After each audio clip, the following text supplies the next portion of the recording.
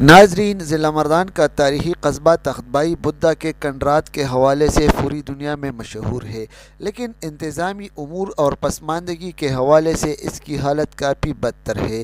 ویسے تو تختبائی شہر کو بہت سے مسائل کا سامنا ہے، لیکن ان مسائل میں ایک بڑا مسئلہ نکاسی آب کا ہے۔ نکاسی آب کے بڑے ڈرین کوڑا کرکٹ گرنے کی وجہ سے بند رہتے ہیں۔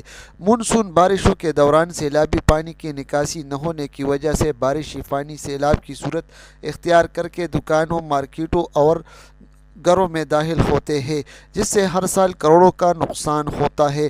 صرف تجارتی مراکز نہیں بلکہ مکانات اور کالونیاں بھی اس سیلابی پانی کے نشانے پر ہوتے ہیں۔ رہائشی مکانات اور گھروں میں یہ پانی داخل ہو کر مکینوں کو نقل مکانی پر مجبور کرتے ہیں۔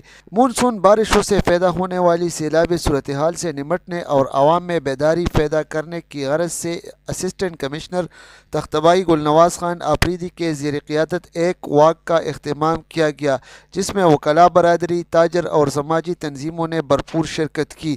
واک شرکاء نے بینر اور پلے کارڈ اٹھا رکھے تھے جس پر آگاہی کے متعلق نعرے درج تھے۔